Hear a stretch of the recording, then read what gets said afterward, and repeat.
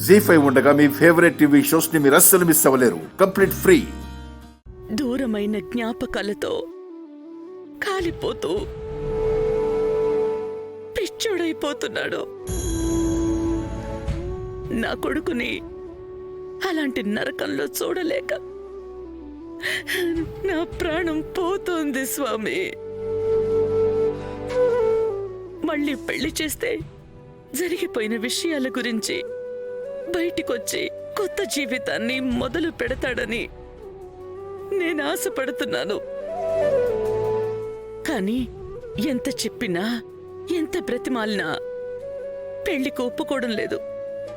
బ్రతికినంత కాలం పోయిన భార్య జ్ఞాపకాలతోనే బ్రతికేస్తానంటున్నాడు. స్వామి, ఏం చేస్తే నా కొడుకుని ఆ నరకం నుంచి ఎలా బయటికి తీసుకురావాలి అని అర్థం కాక మీ దగ్గరికి వచ్చాను. కన్న కొడుకు భవిష్యత్తు కోసం తల్లడిల్లిపోతున్నాను. ఈ తల్లి బాధని అర్థం చేసుకుని ఏదైనా పరిష్కారం సూచించండి స్వామి.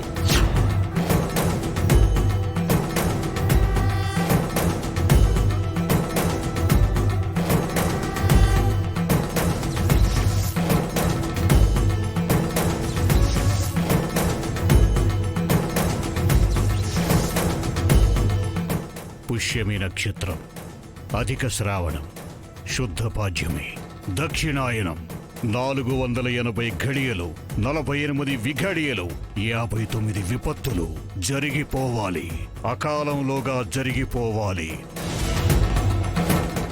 స్వామి, మీరేం చెప్తున్నారో నాకు అర్థం కావడం లేదు. మీ కొడుకు జాతకంలో ఈ శ్రావణ మాసంలో పెళ్లి ఘడియలు ముగిసిపోతున్నాయి. అంటే అంటే అంటే ఏంటి స్వామి?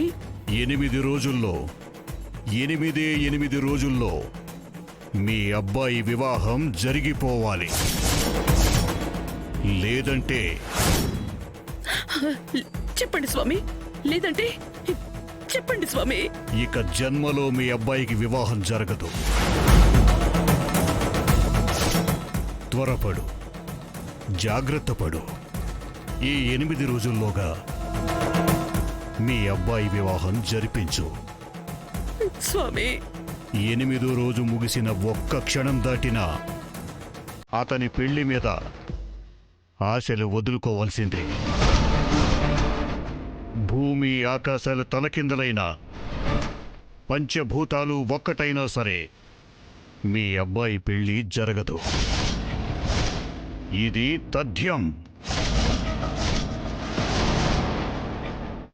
ఓం శ్రీ మాత్రే నమః.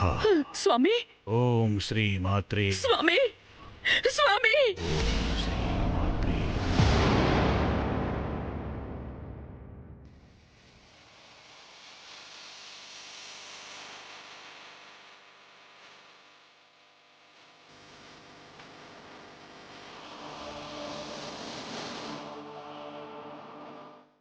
ఏంటమ్మా ఈ పరీక్ష? నా కొడుకు జీవితానికి శిక్ష. 4 ఏళ్లుగా బ్రతిమాలి నా పెళ్లి ఒప్పుకోనివాడు ఇంత తక్కువ సమయంలో పెళ్లికి ఎలా ఒప్పుకుంటాడు? ఎందుకమ్మా నా కొడుకు జీవితాన్ని ఇలా మార్చావు? జీ5 యాప్ డౌన్లోడ్ చేసి అన్ని ఎపిసోడ్స్ పూర్తి ఉచితంగా చూడండి.